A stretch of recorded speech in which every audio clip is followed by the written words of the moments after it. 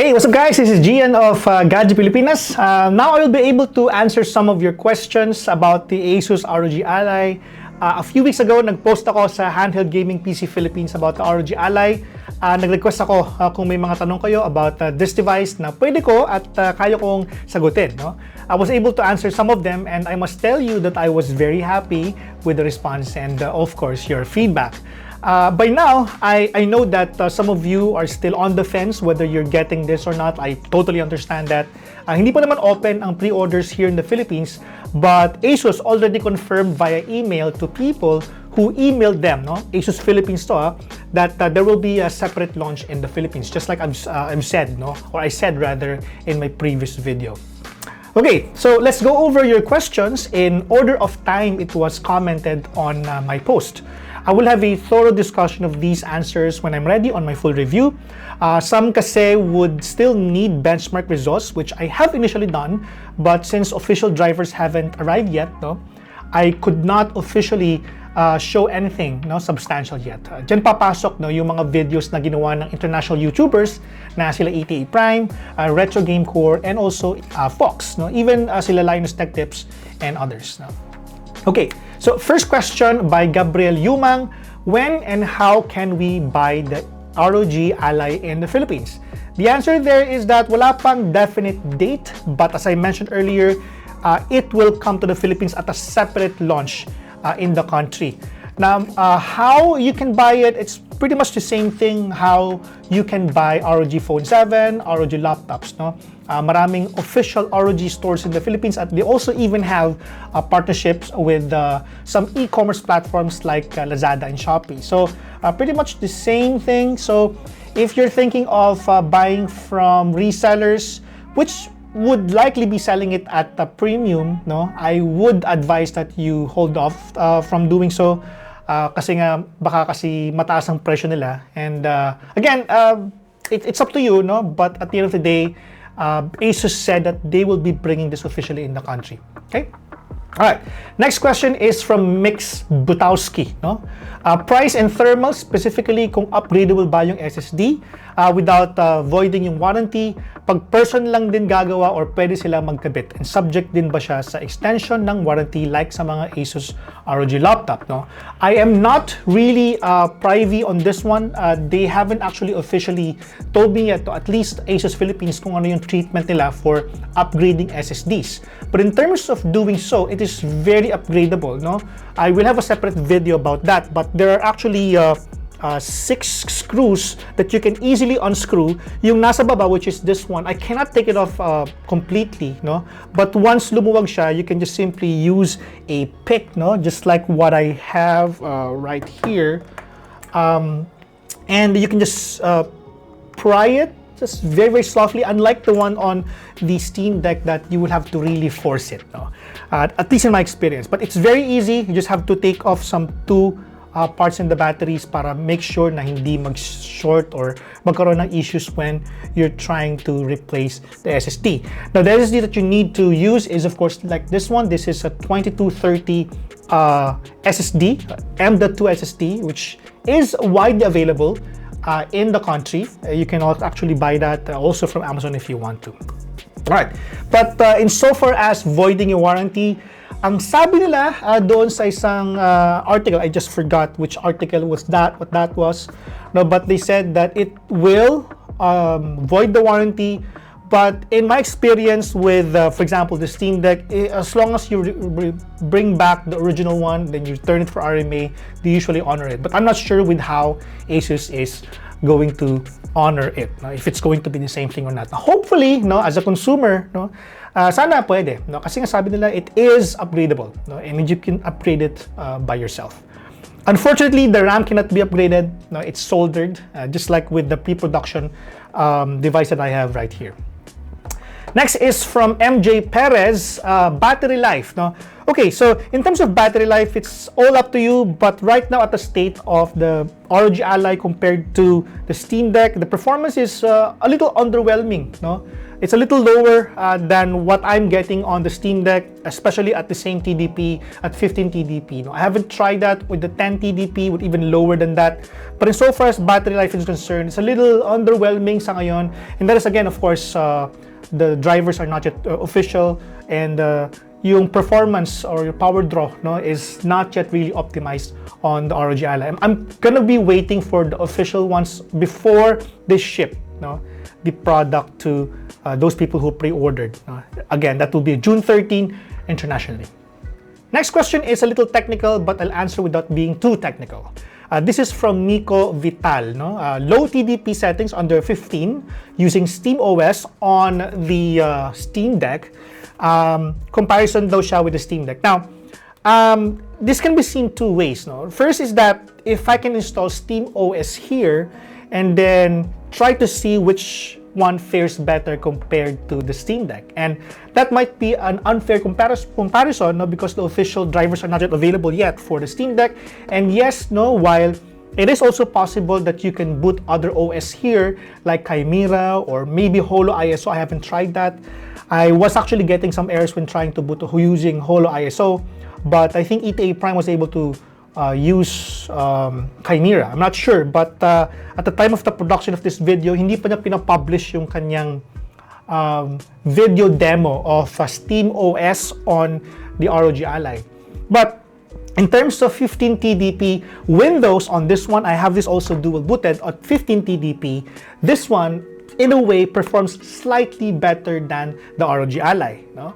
And that is again because of mas mature yung drivers available for the Steam Deck than the ROG Ally as far as no, today is concerned. Because again, it's going to be different going near the launch date. All right, so another question is from Lorraine Pascual. No? In terms of ergonomics, customizability, at saka yung price. No? Again, this also is in conjunction with the question earlier, no, about the price. Let me go first with ergonomics. May konting getting used to it, no, because it feels a little different compared to the Steam Deck. Now, without the case on the Steam Deck, even if with the case, no, this has more grip than the ROG Ally, no. Pagka hinawakan ko to ng paganyan, no, pagkanya horizontal, this is giving me more stability than this one. And that might pose a bit of issue, especially to those who are, you know, bringing this with them, no, around, no. Kasi nga baka tumumba, no, baka malaglag, no, baka naman ay mag-slip, no. But this one, according to ASUS, kasi they really studied more, and the way people use their handheld devices is like this, no? And in my experience, I've grown accustomed to how my hands are positioned on the ROG Ally, and it's pretty comfortable. And you know, to be honest, it's without the trackpad, no, which I sometimes use on the Steam Deck. This is really comfortable to use. Comfortable to use. Again, this is a different user experience. It's a little heavier. It has trackpads, which is a plus points for them. Non-asymmetrical joysticks, which has plus points, no? But if you're more of someone using a controller-like feel, this will give you that, no? The ROG Ally. Kasi asymmetrical yung joysticks niya, and you've got pretty much good reach on all the keys on the ROG Ally. Okay, in terms of customizability, if you're asking about third-party accessories, yes, you can do so. I tried this Belkin dock for my laptop, no, for my MacBook Pro, and it worked. No? I used the one from JSOX, which I demoed in my previous video. It worked. No? And I also have this from Kiwi Home, which I'll be featuring in a few days. No? This is actually a dock for the Steam Deck, and I bet that this will also work the same way with the ROG Ally. And of course, I'm going to be testing that pretty soon. You can go check out our TikTok and IG and also our YouTube, no, for our unboxing and quick demo. Okay? In terms of price, Okay, so medyo hot topic yan because I'm not sure because in the US, no, it's $699 for the Z1 Extreme version, and if it comes to the Philippines, you have to consider tax, no, and all shipping. I would probably give this about 45,000, 44,500, 44,599. But my ceiling for the Z1 Extreme is 50K. No, it should not be more than that. And I must, if ASUS, if you're listening to me, no, sana you don't price it that much. No, more than 50,000. That would be too much. That's not going to be very much competitive against the Ayaneo, the One X Player, and even AOK Zo. So I don't reckon that they price it that much. But if you price it almost at par, no, with how it is priced in the global SRP, then that's good. Yun ang magandang mangyari. And hopefully they would do that. Okay, let's move on. Next question is now from Jeff Ferrer, and he asked about maximum TDP. And the answer to that is up to 35 watts on my experience, but I think you can mess around with it more. When you use the device, it will boot at performance mode, which is at 15 TDP. And if you go down to silent mode, it will go lower than that. No? But if you connect it to an outlet via USB-C here, no, dun sa taas, no, it can go as high as 35 watts. So may turbo siya na version na kapag ka na-detect niya na naka-outlet siya, it will go up to 35 TDP. But it is up to you if you wish to use that much on a specific game. Kasi for example, gusto mo lang naman siya laruin halimbawa sa Backpack Hero or for example sa Loop Hero, no? I don't recommend that you use that much power in order for you to play it, no? But if you're going to play, for instance, a God of War, if you're going to play games like Diablo 4, maybe you can go at performance mode, 15 watts, 20 watts, 25, up to 35. But if you're gonna play some casual pixel games, then you might as well drop it down to silent mode, 15 TDP or lower. Okay. Joshua Sarmiento has a very interesting question. Sabi niya, can you run SteamOS on ROG Ally? I certainly think so. They actually addressed this in their previous video sa Q&A nila just today, no? Today. And they said that they will not stop you from booting other operating systems. And in fact, they're messing around already if some of the known operating systems would boot on this device. No?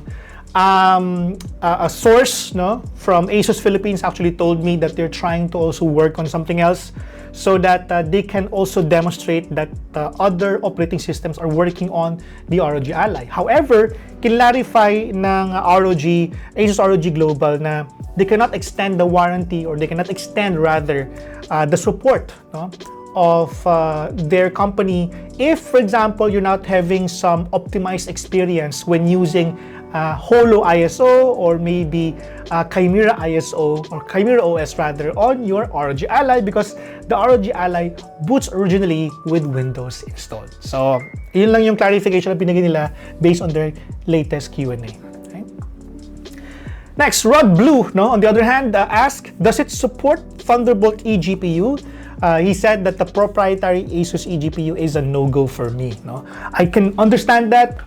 The XG Mobile is a little expensive. It's a little on the expensive side, no, in terms of price. But it's actually a good choice then as well if you want to go for that and if money is not an issue. But unfortunately, you know, for Thunderbolt eGPU, as far as I know, it is not supported. So for those of you who have third-party eGPUs, no, they're not yet supported on the ROG Ally. Okay. Lyndon Rebutok has a few questions as well. So isa-isahin ko lang po ito, no, para lang at least in order po tayo. He asked about benchmark versus the Steam Deck. That's gonna go on my full review of the ROG Ally versus the Steam Deck once the official drivers are in store. And I'm going to contrast that as well from what I have at the moment. Meron na akong resulta, no? But I will show you the difference between that. If it drops lower, then ASUS might have a problem, at least on my experience. But if it goes higher, that means nagbago, no? I mean, nag-improve yung ginawa nilang optimization on the drivers, no? Once they release the official drivers. Okay? At 10 watts, 15 watts, and 28 watts configurations, most important yung 15 watts since match sa Steam Deck. Okay, so yeah, I will do that as well. So thank you for the suggestion, no? But at least for the Steam Deck, what's important there would be 10 watts and 15 watts. I will not go probably below 10 watts. I will leave other YouTubers for that, no? Andiyan naman sila Fox and ETA Prime to provide you some results there. But in so far as the 10 watts and 15 watts are concerned, I'll go with that for the comparison. But for the full review, I'm gonna be showing you some performances of 15 watts and maybe 25 watts and then 35 watts. So tatlo, no? Para lang at least makita na niyo yung performance. But then again, no, when you're threading the 15 watts and beyond, or even 20 watts and beyond rather, we're gonna be looking at the performance of battery kasi drastically magbabago yun, babagsak yun. So ang laban dito would really, if you really are very keen in comparing, no, the Steam Deck and also the ROG Ally, it's really on the 10 watts and 15 watts and how well the battery will perform at those power configurations. Now, SSD 2230, how easy ba ito to set up or to swap rather? It's very easy. I already mentioned that earlier. Just simply remove the 6 screws and then, pry it open very easily, unlike the one on the Steam Deck. That's it. You're good to go. And there's also no need to worry about removing the micro SD card when popping it out. But I still highly recommend that you do so. Hindi siya magiging issue because it's really easy to remove this back panel right here. Next is rebindable 2 keys sa harap for armory crate, not the back buttons. For example, kung gagamit ka ng third-party tool or launcher. I don't know yet. I haven't actually tried that, no? But I haven't really tried using other apps yet because I am trying this also on other games like Call of Duty, Modern Warfare 2, which by the way cannot yet boot on this one. I've tried, no, but it's not yet working at the moment. But I'm still waiting for a few more updates. Pero doing so kasi might have some problems with my account because I've tried it on my Steam Deck and I've heard some nightmares about them using third-party button configurators or configuration software that kind of messed up their accounts. And I don't want to do that as well on my account because this one, I'm not sure if it's worth it if I try that. No? Okay. Another question here is from Jason. Can it emulate RC PS3 and Yuzu? Yes, it seems that it's working because nakita ko to sa video ni ETA Prime and it looks like these emulators are working. I haven't done so myself, although I installed Yuzu, but I'm still trying to get a copy of my Breath of the Wild from my Switch, no? Para lang at least legal, no? Yung aking paggamit doon, no? In a way. No? Okay, last question for this set of FAQs is from Arn Chris. Sir, may gyro po ba ang Ally? If ever, pwede po pakitest. Salamat. The answer there is yes, no, may gyro ito, but it is not yet enabled via software. So, hihintayin pa natin yan leading to the official launch of the ASUS ROG Ally. So, I'm not sure if they're going to enable that at launch day or a week or a month after that. I'm not sure yet, but they said that in the Q&A that it is not yet available. I just don't remember if they're gonna be shipping that software update along with the launch or the international launch of the ROG Ally. Yeah, so I know marami pa kaming questions, no, and I haven't even touched on the questions asked to me via our previous YouTube video. But before I go, I would like to give 2 clarifications about the ROG Ally. No? The ROG Ally works well with the XG Mobile, as I mentioned, that I originally got for the Flow X13. And that is the reason why I'm very interested in getting this one for myself. No? Second, the ROG Ally I received is a review unit. Hindi po ito. This is actually a pre-production unit. No? I will have to return this to them, but I already confirmed that I am buying one for myself. Am I going to sell my Steam Deck? No, no, for sure. That's because I am creating content about tech and handheld gaming. No, I personally do not advise you also to sell your Steam Deck for the Ally unless you really want to upgrade to a better display, thermals, acoustics, and performance higher than 15 TDP at this time. Well, that's it for now. Thank you so much for watching. This has been Gian, no, of Gadget Pilipinas. I'll see you in the next video. Bye!